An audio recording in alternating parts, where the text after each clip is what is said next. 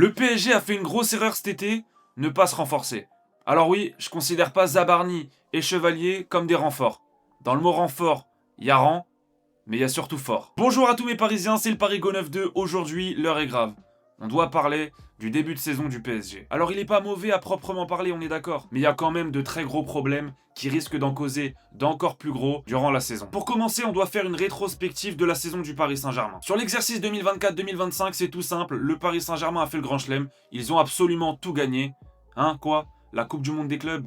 Connais pas. Ce qui est important par contre, c'est le nombre de matchs disputés par le Paris Saint-Germain. C'est tout simplement hallucinant et inhumain. Le PSG a disputé la bagatelle de 65 matchs durant la saison. Encore un record pour le Paris Saint-Germain. Mais celui-ci, on s'en serait évidemment bien passé. Mais malheureusement, il est là. Maintenant, dans une équipe, il y a des joueurs. Et est-ce que vous savez combien de matchs a disputé Bradley Barcola la saison passée? 64. 64 matchs. Sur 65. Doué en a disputé 61. Pareil pour Fabien Ruiz. Et un joueur qui n'était pas réputé pour sa fiabilité comme Ousmane Dembélé en a disputé 53. C'est autant que ses 2 dernières saisons passées au FC Barcelone. Il a disputé autant de matchs qu'en 2 saisons à Barcelone. Et comme si ça suffisait pas, le Paris Saint-Germain n'a pas eu de vraie préparation cet été à cause de la Coupe du Monde des clubs notamment. Ils ont eu 3 semaines de vacances qui est évidemment rien du tout et pas assez pour des joueurs de ce niveau-là. Avec tout ça mis bout à bout, on aurait pu penser que le mercato estival du Paris Saint-Germain aurait été pensé pour la saison future, pour préparer la saison à venir. Et pourtant, pas vraiment. Le mercato estival a débuté le 16 juin, mais celui du Paris Saint-Germain a démarré un peu plus tard. Un peu plus tard et assez timidement surtout, puisqu'il a démarré avec des prêts comme celui de Yoram Zagué ou El Hanash, mais il n'y avait pas grand chose à se mettre sous la dent au début du mercato. On a eu certains retours de prêt comme Juan Bernat et Ilyes Ousni. Rien de très bouleversant, même si on peut quand même noter l'arrivée de Renato Marin, un futur grand gardien. En tout cas, c'est ce que le staff du Paris Saint-Germain pense. Et on leur fait confiance à ce niveau-là. Mais voilà, rien de très incroyable. En tout cas, rien de très marquant. Pour ce qui est des ventes, le Paris Saint-Germain a réussi l'exploit de vendre Milan Skriniar. Bon, voilà, pour 6 millions d'euros, c'est pas une somme énorme, mais le Paris Saint-Germain a réussi à vendre Milan Skriniar et on en avait franchement envie depuis très longtemps. Mais le Paris Saint-Germain se sépare aussi de Mukiele, d'Arnaud Tenas, de Marco Asensio et surtout, enfin, de Carlos Soler. Et évidemment, le plus gros départ qui est celui de Gianluigi Donnarumma pour la somme de 30 millions d'euros en partance pour Manchester City. Il y en a un que j'aimerais mentionner aussi, évidemment, c'est le départ de Presnel Kimpembe. Bon, ça c'est plutôt sentimental, étant donné que c'est une légende du Paris Saint-Germain, le Titi, tout ce qu'on veut, voilà. Bon, il est parti cet été, fallait bien qu'il parte à un moment donné.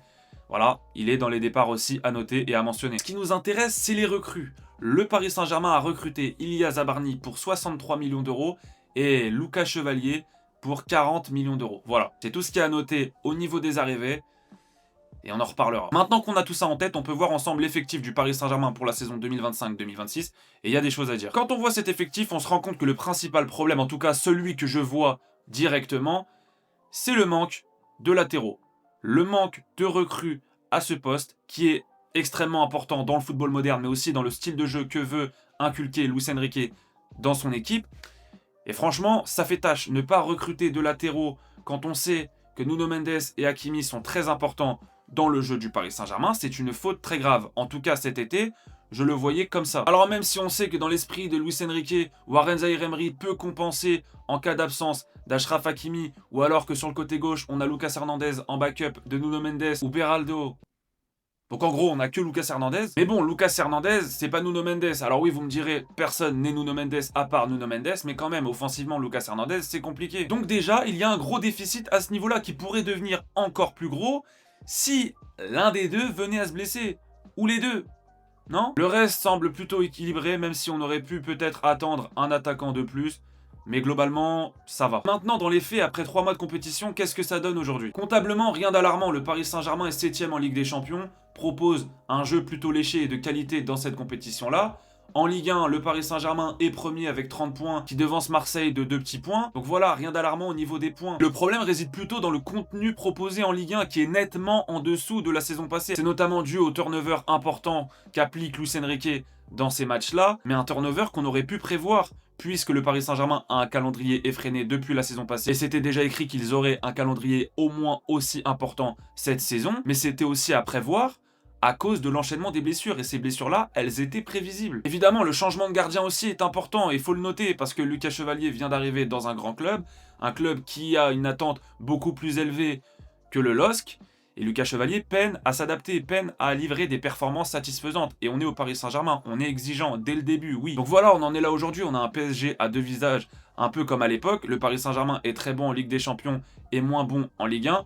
Bon, même si à l'époque c'était l'inverse, le PSG roulait en Ligue 1 et c'était un peu plus compliqué en Ligue des Champions. Aujourd'hui, le Paris Saint-Germain a un visage époustouflant, incroyable en Ligue des Champions, un peu comme la saison passée, mais on a du mal en Ligue 1. En Ligue 1, c'est très compliqué. Donc est-ce qu'il faut s'inquiéter? Honnêtement, on peut se poser des questions, on peut émettre des doutes, on peut en parler comme je le fais ici. Est-ce que c'est rédhibitoire? Est-ce que ça va nous causer de gros problèmes dans la suite de la saison? Moi, je pense qu'on aura des problèmes et qu'on n'est pas au bout de nos surprises, surtout au niveau des blessures. Maintenant, on a confiance en Luis Enrique, on espère qu'il nous fera mentir, on espère qu'il va trouver des sortilèges, des adaptations, comme il le fait à chaque fois. Il arrive à nous sortir des choses, on n'aurait pas pu les voir venir. Seul Luis Enrique a le secret bien souvent. Mais ouais, quand on le voit comme ça, en tout cas au début de saison, ça paraît compliqué, beaucoup de blessures, beaucoup trop de blessures. On espère qu'ils seront au rendez-vous en février quand ça compte, évidemment. Aujourd'hui, c'est compliqué. Si les blessures arrivent maintenant et que ça se calme dans le futur, bah, on dira que c'était super et que pas de problème. Et aujourd'hui, ça paraît compliqué. Et encore une fois, ce qui est rageant, c'est que c'était à prévoir. On le savait. Luis Enrique et le PSG le savaient peut-être pas, mais dans ces cas-là, c'est une faute professionnelle, il faut le dire. Non, on espère que ça va se tasser. On espère que le Paris Saint-Germain va réussir à se remettre dedans en Ligue 1, va réussir à récupérer tous ces joueurs importants pour jouer sur les deux tableaux, même si c'est compliqué, encore une fois, on le sait, les équipes jouent beaucoup. Que voulez-vous, c'est le haut niveau et c'est comme ça, on peut rien y faire. Mais bon, tout n'est pas à jeter, évidemment, le Paris Saint-Germain est 7ème en Ligue des Champions, le Paris Saint-Germain est premier de Ligue 1, le Paris Saint-Germain a des joueurs qui se montrent bien, alors qu'on n'aurait peut-être pas imaginé les voir à ce niveau-là, comme par exemple Kanguinli, qui fait plus que dépanner et qu'à chaque fois qu'il rentre, est extrêmement bon. Pour ce qui est de la suite, je pense que le Paris Saint-Germain doit s'atteler à un très bon mercato hivernal, en tout cas doit s'activer et essayer de recruter cet hiver impérativement. Comme je l'ai dit, je pense que les blessures vont s'enchaîner, que ça peut s'empirer la situation du Paris Saint-Germain au niveau des blessures et du remplissage, du taux de remplissage de l'infirmerie ne peut que s'accroître. En tout cas, je le vois comme ça, c'est peut-être un peu pessimiste, mais je pense que ça finira par arriver. Beaucoup plus de blessures, beaucoup plus de matchs. Les matchs vont s'enchaîner, les matchs à haute intensité, donc il y aura plus de blessures. Il faut que le Paris Saint-Germain recrute impérativement cet hiver. Voilà, qui? Je ne suis pas dans la cellule de recrutement du Paris Saint-Germain, donc vous dire qui, je ne sais pas exactement. Moi, j'aimerais bien un Lookman en attaque, peut-être que c'est pas l'idée du Paris Saint-Germain. J'aimerais bien un latéral droit.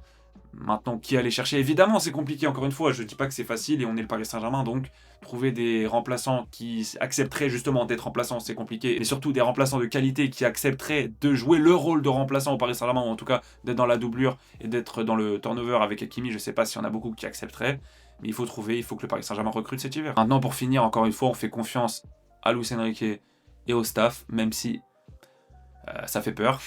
Mais il faut faire confiance, voilà, parce qu'on est supporters du PSG, que Luis Enrique nous a ramené le Saint Graal l'année passée, alors on lui fait confiance. De toute façon, on ne descendra jamais du train. Luis Enrique est le coach du Paris Saint-Germain et on est heureux. Donc voilà, j'espère que vous avez kiffé la vidéo. Pensez à la liker, pensez à vous abonner pour soutenir si vous voulez voir ce que je vais faire dans le futur, parce que cette chaîne-là, je la reprends maintenant, mais je compte bien continuer les vidéos. Donc voilà, si vous voulez m'encourager, abonnez-vous, ça fait plaisir. Mais en attendant, allez Paris.